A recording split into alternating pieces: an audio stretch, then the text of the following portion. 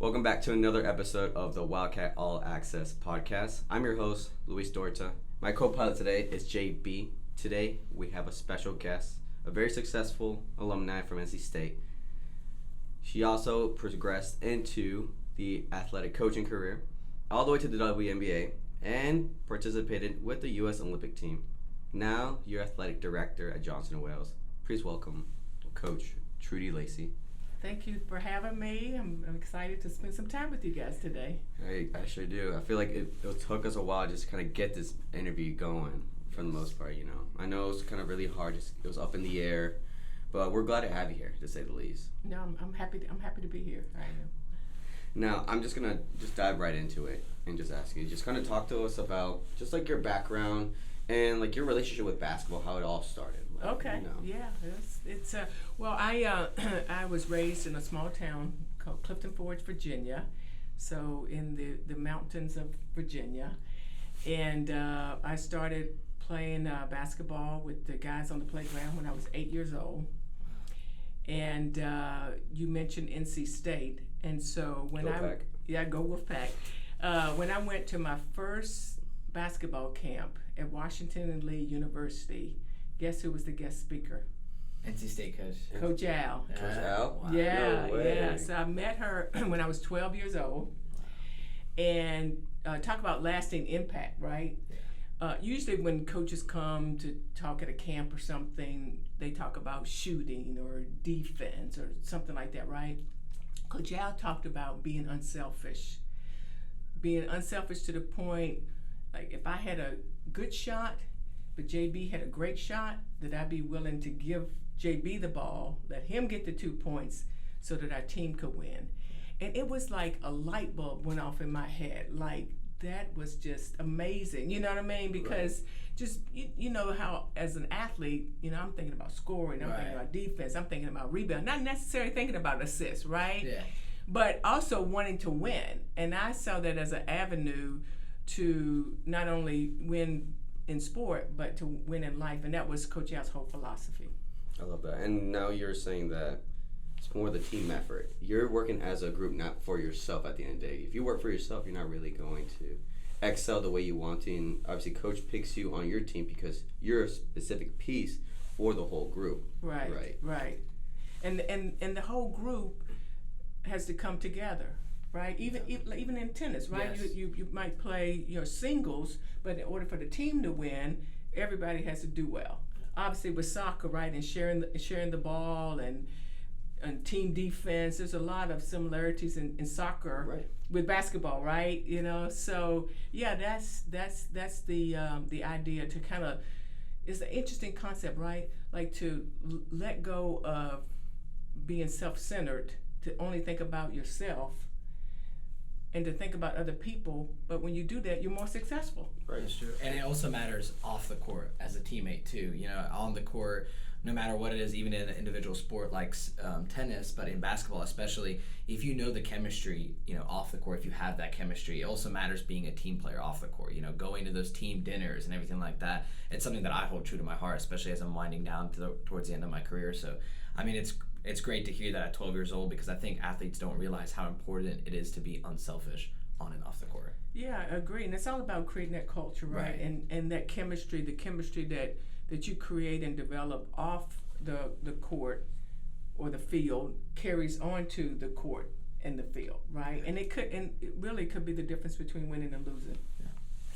Now, after your you know, your educational years, your K-12, you committed to NC State, correct? I did, yeah. Now, can you let's kind of dive into your career at NC State. How many years did you play for the most part? For the full 4 years, and so you know, even then I was pretty you know, heavily recruited, but Why NC State? yeah, exactly. Why NC State? Coach Al, basically. Really? Coach Al, basically. I loved her philosophy, not only with coaching but with life, and how she intertwined life skills and leadership skills with the basketball skills, and she lived it. So she was a living example of being so unselfish. I'll tell y'all a quick story. So I just got back from NC State. Coach Al passed away in 2009 from cancer, so we just celebrated the 20th year of her foundation, right? And so it's 147 of us that play for Coach Al. So this past week we raised almost $500,000 for her fund. So you talk about a legacy and having an impact from 12 to now, and we're still, just so moved and motivated by this woman. I mean, it's just incredible. And so that was the reason for going to NC State. Just her spirit, her energy, and her whole philosophy around teaching the game, teaching life. I love that. And for you, those 4 years, what was it like? When you committed, did you kind of straight off the bat start starting, playing, getting minutes, or what was it like? Was it like, what hurdles did you deal with? Was it really a quote-unquote cakewalk, or what was it like? Yeah, that's a very, very good question. I started as a freshman. I played a lot. At the time, we were ranked number 1 in the country. During my time there, we were always top 10 in the country. 2 of those years, we were picked to win national championships, and we got upset both of those years. So that was a very hard lesson. But I'll tell you another lesson that I learned, and I've never forgotten this. So as I said, as a freshman, my whole 4 years, I played a lot, right? And this one particular game, Coach Al takes me out of the game. And in my head, I'm like, why is she taking me out of the game? What did I do? What's up, right? So I go, huffing down to the end of the bench, and I'm sitting there, And Coach Al gets up and walks down and sits beside me, right? And she said to me, she goes, you play a lot better if you start thinking about your teammates and quit thinking about yourself. And she quietly walked on back. And again, it was like one of those moments where it's like, she's right again. Yeah. She got you. So again, I mean, just, to emphasize to you guys, how little nuggets like that and words really matter. So here, she's not even on the planet, right? But here I'm sharing those stories with you now, and I've shared that story many times. And so it's like she continues to live through us. Beautiful. Now, you talked about, you got upsetted twice, you said? Yes. But in 1979, if I'm correct, you won the ACC. We did, the first one ever. Really? Yeah. Now, for that moment, do you guys believe from the start that you guys were going to win the ACC, or how did that go like that? Talk about that season that led up to the ACC winning it completely. Kind of like the storyline that people that are here at Johnson & Wales, that they're competing for a national championship in UCSA. Yeah. How could you explain that story? Yeah, going into every season, we believed that we would win the ACC championship, and we believed that we would win a national championship. I mean, that was always our goal. And I think that the difference is having that, first of all, having that belief. Right. But then also putting in the work. You have to put in the work. And I think that we did that, even though sort of like on the outside world, we fell short because we didn't win the national championship. But again, the thing that now looking back on it that was lasting was the relationships. Yeah. And I just mentioned to you guys, 147 of us in 35 years that Coach Al coached, we still stay in touch. We still go back. We're still involved at NC State. And so, I would say for you guys, it's those relationships and those moments that'll last forever. What's like one of your favorite moments with like your teammates? You can look back during your 4 years, especially that year. Yeah, I got you guys like this. Like, yeah. It's funny because this past weekend we were all together and everybody was telling stories. So some of the stories I can't tell you, but trust me when I say, we were college students too. I love it. But some of our best moments were just like in the dorm or hanging out. I mean, we were talking about, we had an athletes, the table thing where we could go eat. And just at those times when you get to hang out with the football players or you get to hang out with men's basketball players, and we had an excellent cross-country team, and really getting to know, other athletes. And I mean, there were nights, to be fully transparent, in Raleigh. There's a street when I was in college, it's called Hillsborough, and it was like nothing but bars, right? And you could walk. Glenwood. You're talking about Glenwood. Yeah, exactly. Yeah. I'm from And then Raleigh. and you could walk, and just hang out. And so, we would go from the dorm or whatever, walk, and just hang out and have fun. Now, before you go, Glenwood, what bars were still there? I'm curious. Like, I know we have Cornerstone. We have Cornerstone. We have like Alchemy, which is like a DJ place. Yeah. So, like, well, then one of our favorite places was this place called Edwards Grocery. It was right on the corner, and they had the best music. So we would go and dance. And then there was a little like breakfast place. It's not there anymore. It's called Baxter's. The best pecan waffles, and then we have Snoopy's. Do you remember Snoopy's? Yes. Yeah. I pass by Snoopy's all the time. I love it. Yeah. So we'd go there, eat a hot dog at 3 o'clock in the morning. God. So it's kind of just things like that. Snoopy's still running. Snoopy's yeah, still there. Right. Oh my gosh.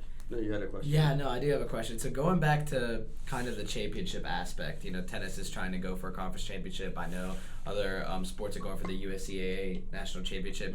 Kind of what is a big advice you'd give to the teams other than, you have to believe in yourself and in your teammates to be able to do something. But what is one big advice, especially for the athletes that are chasing it, athletes, freshmen coming in that are looking at this podcast, and seniors that are going to be captains leading their team? That's a great question. And what I would say to that is it's almost like a paradox, right? You have to take time to actually visualize it before it happens, right? Because so many battles we win in our mind. Very true. And our self-talk on a daily basis, we have to convert that to positive self-talk, because what that does is it gives you sort of quiet confidence to perform under pressure. So think about this. And competing for national championships in soccer, right? It's like when you get to a certain level, everybody's talented, everybody's athletic, everybody's got skill. So what's the difference, right? True. It's what goes on in here, even during the match. It's like if you have a penalty or you miss a goal and you carry it on to the next play, it's gonna make you miss. It's gonna make you miss. Yeah. Same thing hitting a tennis ball into the net, or in basketball, they were saying, Steph Curry had to take 36 threes last night to get his 35 points, but he didn't stop shooting. Right. And they were down 20 some points in third quarter. They made a run and they lost by 7. You know what I mean? He just kept. He trusted the work, and I think that's the thing that I would say. I say the same thing. I mean, I coach part-time out of school, and I always tell kids, especially during drills, like, if they whiff a shot or they skyrocket it, they get upset. I always tell them, like, stay in the present moment, because that last shot, those last 10 shots you miss is not going to correlate and going to determine that next shot if you're going to score it. Like, I think the most important thing is just staying focused, like, focus on like that next play. And that's going to determine what's going to go on next. So it's kind of like that self-talk, that self-belief, Yeah. If you talk to yourself and say, you're going to score the next one, it's better than saying, I'm going to miss, right? Right, so it's exactly. That's true. Like, it doesn't cost you anything to talk positive about yourself, right? Like, it's not, and then, like, I feel like in life, a lot of people find it, like, really easy just to talk negative or, like, doubt yourself. Yes. Yeah. Kind of, like, believe in yourself. Like, that's, like, the most important thing, in sports, like, where you're saying, I talked about it in the last podcast. It's 90% in your head, 10% skills in your craft, right? Exactly, 100%. Because I've learned that a while back, because I used to doubt myself as a player. But when I started to learn, is like when you started believing in yourself, and like even if you fake it, but like if you have that, if you fake it till you make it, right? Fake it till you make it, right? That's so true. If you fake it till you make it, you're gonna perform better than you if you were doubting yourself, right? Yeah. So I'm gonna drop a quick little nugget, and we're not talking about being cocky, right? We're just talking about that quiet confidence that you have. That I'm not deterred by outside circumstances, right? I'm just focused, and I know what I need to do,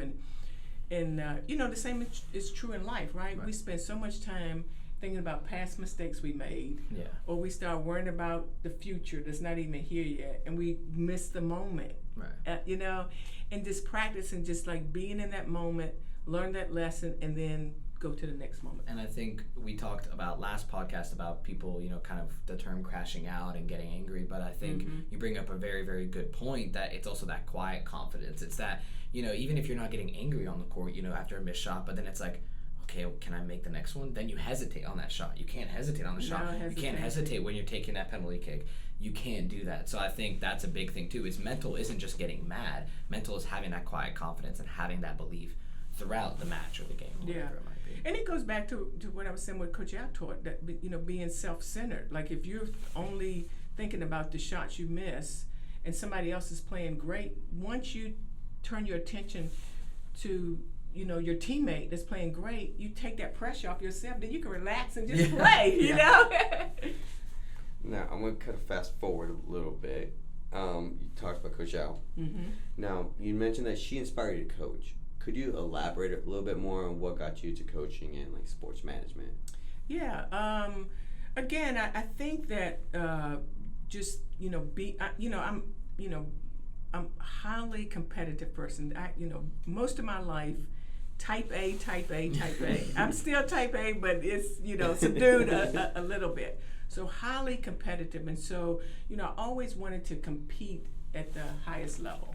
Tell you another real quick story. So when I went to NC State, I wanted to be an architect. I wanted to design houses. Okay.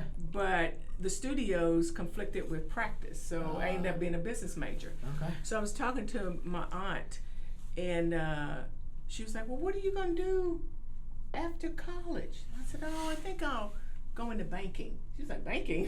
Why you want to go into banking?" I was like, "Well, I want to make some money." Yeah. And so she said to me, "What do you love?" And I said, "I love basketball." She said, "Do that." And so that's when I went to graduate school, and just one thing it just fell into place, right? And so I started at a small school, Francis Marion University. Then I coached, Then I coached Division I for 10 years. And I always knew I wanted to do other things. And so that is what led me to go work for USA Basketball and to get those administrative skills. And so that that became my path. Wow, awesome! I love that. I love to hear that. Now you talked about grad school. Now I have to ask you, Jim Valvino. What do you learn from him? Do you ever got in touch with him, or how was that relationship? Could you talk about that relationship you had with Jim Valvino? Yeah. So back then, the men's basketball office was across the hall from each other, and Coach Valvino and I became friends. Matter of fact, his daughter was at the weekend, and she just texted me yesterday, like, we got to get together. I work, and I also in the summers I would come back and work his camps, and so we would play horse. Him and I, right? And at the time I was in Europe, playing professionally, and Where did you play? Matter of fact, I spent a year in England, going around the country teaching basketball and playing professionally, and then I spent 2 years in Vicenza, Italy, and we competed in the European Cup, which is like a World Cup. Yeah. And so the last year we won it. Wow. And I did not know that. That's awesome. I was motivated because we didn't win the national championship at NC State. I was like, I gotta something's gotta play along, right? And of course my parents thought I was nuts. But so that summer after we had won it, I'm working Jimmy B's camp, and he goes, "Now what are you gonna do?" And I was like, I'll probably, go back and play a couple years. He said, well, what do you want to do? And I said, I want to coach. He said, do that. He said, you need to do that. And so that's when I started my graduate degree at James Madison, and then I finished at NC State. Coach asked me to come back, and of course, as you said, Jimmy V was there, and so that relationship grew, and then his guys, Derek Wittenberg, Sidney Lowe, Thurl Bailey, won that national championship. We are still in touch today. That's so awesome. Yeah, it's pretty cool. Yeah. Wow. Now, overall, you got into the Hall of Fame. at NC State. Congratulations. Yeah, That's a very huge big achievement. huge achievement, as JB said. Went 4 digits in rebounds and points. Obviously, that's not the average.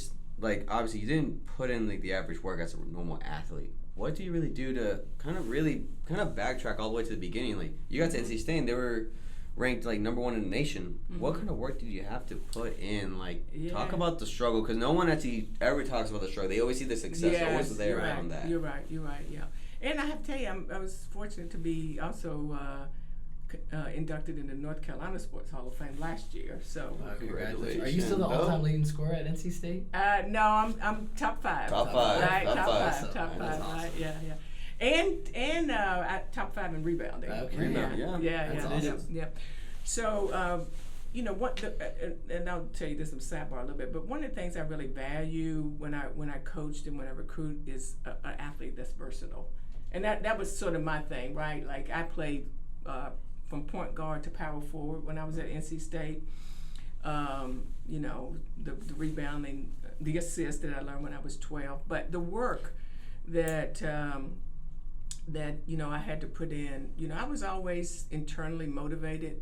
I cannot tell you how many hours that I spent in the gym by myself, ball under my arm, jump rope in my hand, going to lift weights, running 4 miles a day in the heat in the summer in North Carolina. I mean, and then go right and to the humidity.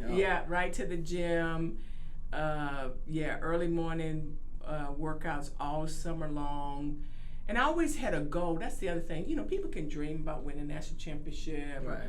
But, I had specific goals, and I would look at areas of my game. For example, I wasn't like the best free throw shooter. Matter of fact, we had a game, like my career high was 41 points. And I'm looking at the stat sheet, and I'm like, man, I missed like 7 free throws, And so, I would spend a summer shooting free throws to get my free throw percentage up. So I think you just have to have that self-discipline and be willing to look at setbacks or obstacles. It's just feedback for areas that you need to improve in. And for you, it's always short-term goals. Obviously, those little goals, like, it's kind of being positive in life. You know, like, if you're doing the right choices bit by bit, they're all going to add up. At one point, they're going to give you what you want in life. 100%. The consistency of a task and completing a task, right, over the long time, it yields huge results. And the difference is, everybody wants it, right? But the difference is actually the people that put it into play and do it on a consistent basis. Because some people will do it when they feel like it, but the key is you have to do it even if you don't feel like it. Even if you go to the gym and your plan is to be there for an hour, and you're like, I'm just not feeling it today. Even if you spend that 15 minutes. I tell people all the time that's not athletes, like, oh, I don't have time to work out. Everybody has 10 minutes, right? Think about this. If you worked out for 10 minutes a day for the rest of your life, that's a whole lot of working out, right? That's true. It's going to add up. Yeah, it's going to add up. But people look at that 10 minutes like, nah, I can't do that. I'm like, it's all about perspective. True. Yeah. Very true. And you say the same thing about Kobe. Kobe Bryant talked about how he would train at 5 a.m. before he would go to high school. Do his classes. And he got to the point, like, he did it consistently throughout his, middle school, high school years, that it doesn't even matter if he takes, a summer off just not training, but he already was above and ready to go. No one's going to catch up to him. Even they started during the NBA years and caught up, because all those little, those 10 minutes that you're mentioning, all those add up, and he's already ahead of the game. Yeah. So I understand, it's all about just putting in the effort, even if you don't want to. I think the same thing about, putting in the effort when, you don't feel like it. We have workouts at 7 a.m. It's a drag just to, get up and do it. But I know, it's going to pay off that I wake up and go and do these workouts, because I'm getting 1% better that day, right, compared to someone that's not. Exactly. And you're closer to achieving that goal that you set yourself too, and that's also very important. No, it is, and I think that just seeing that the progression and the discipline. And I think that is one of the benefits of being an athlete. Like, we learn that discipline. Right. We learn what work is. We learn what it is to be a good teammate. We learn how to bounce back from defeat.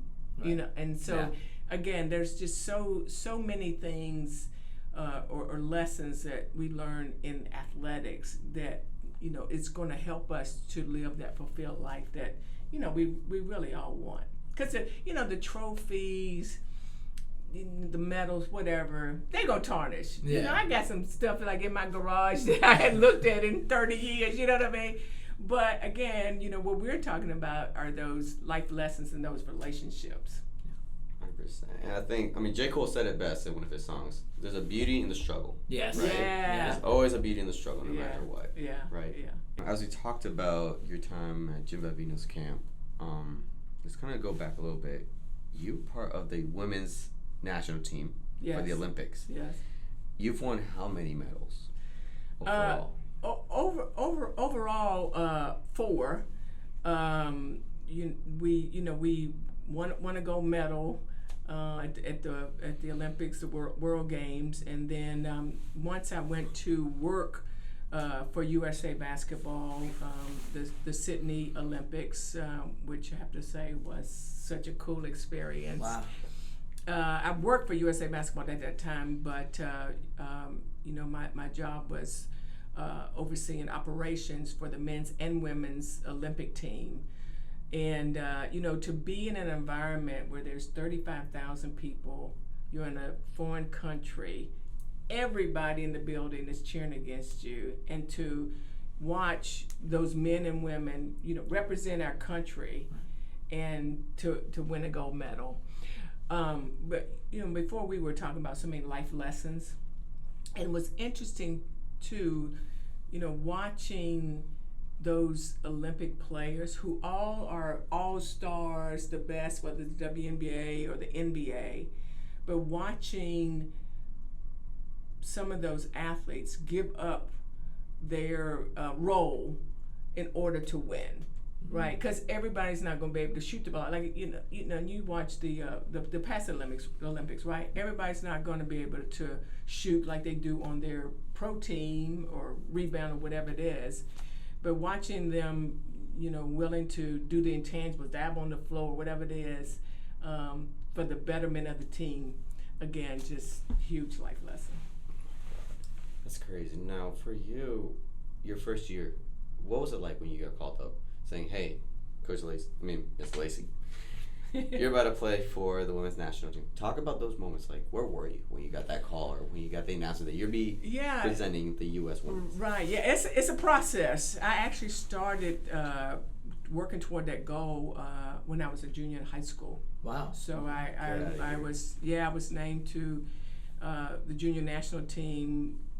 Spent several summers in Taipei, Taiwan, and traveling.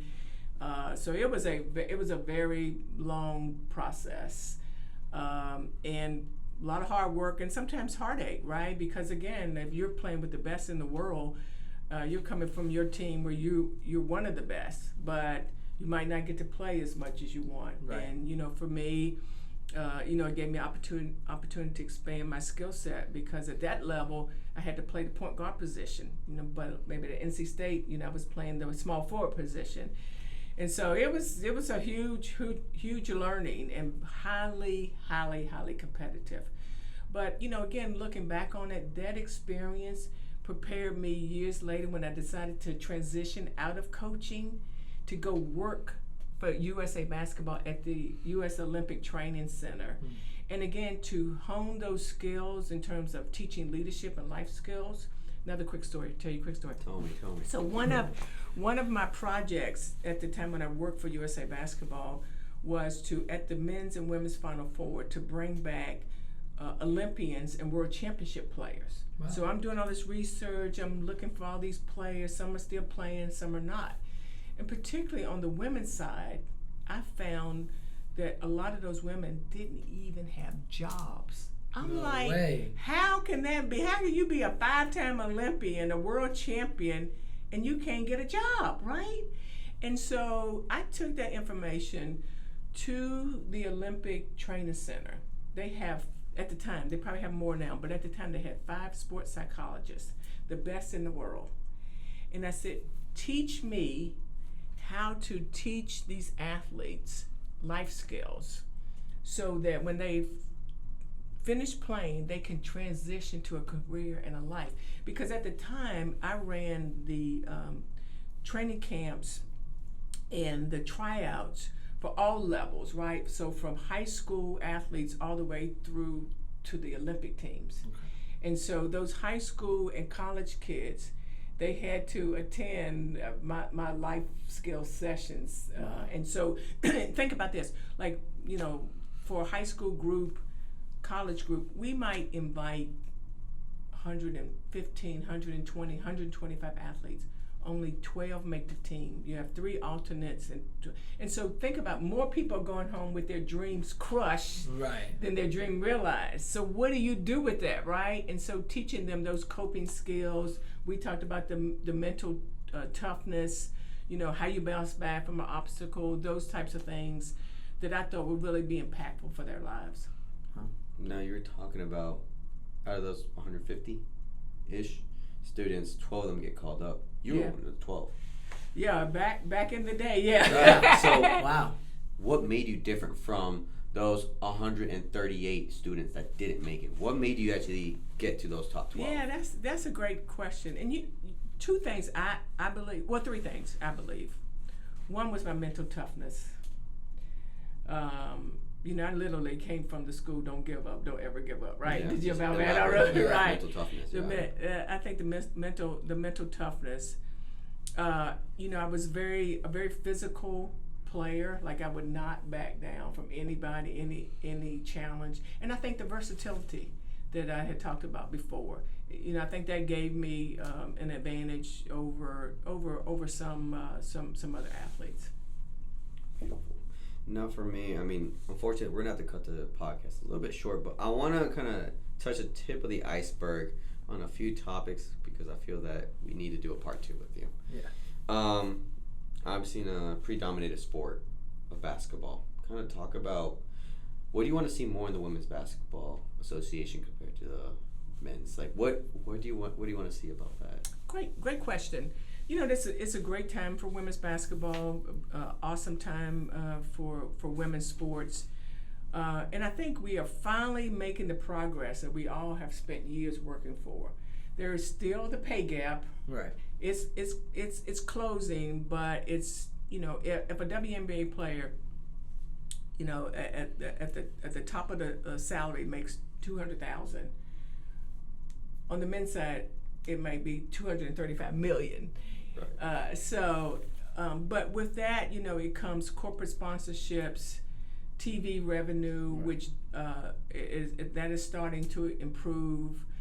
And I think the other thing is, like, I watch a lot of basketball and watch a lot of women's basketball, but the skill set for the women's game has really improved across the board. I mean, like the other night, I'm watching these women shoot logo threes, which only Steph Curry used to do, right? Right, true. Caitlin Clark? Yeah, Caitlin Clark. I mean, I watched, you know, Iowa women upset USC. I mean, the place is sold out. Yeah.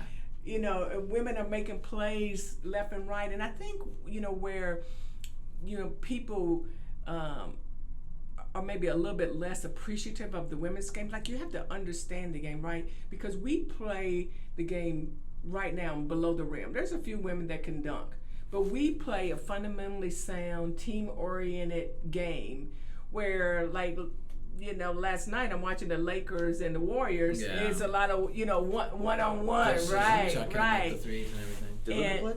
What's that? Did Luka Doncic play? No, he didn't. Oh, yeah. And neither did Jimmy Butler. But yeah, and you know, I mean, because that physical strength and them being able to, you know, LeBron still being able to dunk at 40, right? Pushing 40. Yeah. But I think if you know, people are finally starting to realize the level of skill it takes on the women's side to play at a high level. And below the rim, you know what I mean? Because you have to perfect passing. You know, you have to perfect your handle. you have to perfect your form in shooting the ball, right? It's not just your strength. And so there's a lot to go into it, but we're not there yet. I think we're definitely on the right path. I went to Chicago Sky Games multiple times when I lived in Chicago and everything. And so the one thing that I've noticed as well in women's sports, as a tennis player, I watched a lot of women's tennis as well. And I think it's that the level of passion and the grit has also felt like it's being more shown out. It's being more grand. I feel like, women maybe didn't have that voice or power then, but I think that's what makes a sport, awesome is when Serena would yell after a point when they're trash talking, when you shoot a logo three and they're like this. I think that we like to see that on the men's side, and I think the women are bringing out that raw passion that you want to see. Right. What I think about that is for so long, like, people didn't appreciate, like, strong, powerful women as athletes, right? So there's social norms where, we're supposed to be nice and sweet, and so it was kind of looked down upon, like, for me to get in your face or talk trash, or, be proud of my, my muscular physique. And so I think that society has changed their perspective on that, and there's more appreciation for people just to show up and be who they are. I mean, Caitlin Clark can be herself and be her game, but so can BG. You know what I mean? And so, I think that's a nice change, and I think it frees athletes. Like you said, whether it's Serena or whoever, that they can just be themselves and be appreciated for who they are. Crazy knowledge, I have to say.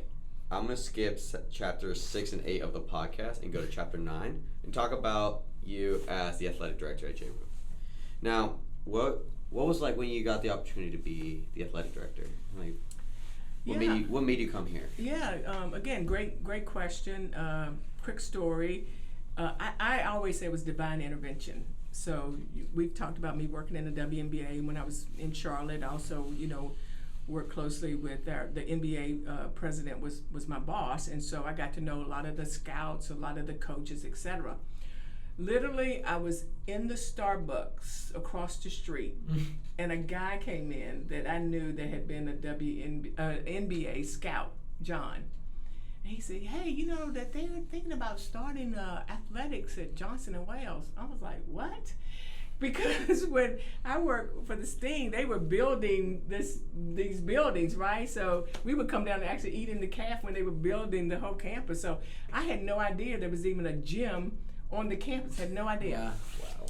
And so, John asked me to come on campus, and I met some people, and this is the sad part of the story. And so he asked me to come, to come speak.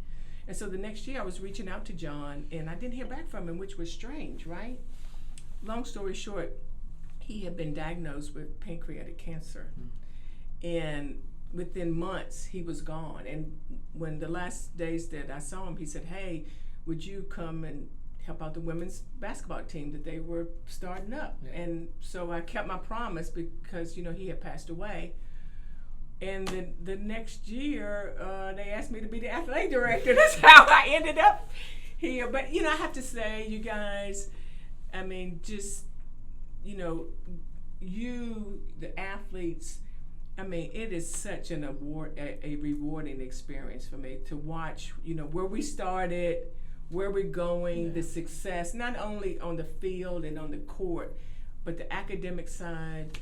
I mean, what you guys now are doing with SAC and how we've grown and developed. And, I mean, I could not be more proud of our athletes and our coaches. I love to hear that. I think that's like the best way to kind of end the sequel to part 2. I would say, Coach Lacey, it was a privilege for me and JB to have a talk show with you today. I actually feel like we've gotten a ton of nuggets in this podcast. And we have to do a part 2. If you're okay with it, I'd love to have you again on the show. Hey, I'm all in, and I just want to say, I'm just honored that you guys asked me to be here, and I appreciate you making it feels so comfortable. It's just like, Yeah, you yeah. know, we're just having a conversation, and Right. it's so very cool. And so, but thank you for having me. Would love to come back anytime. We'll do. We'll plan that for the future. Okay. Let's do it. Thank you for tuning in to the first part of Trudi Lacey's podcast. Stay tuned for the next one with her. And also stay tuned to part 3. We got another special guest coming through. We'll see you on the next one.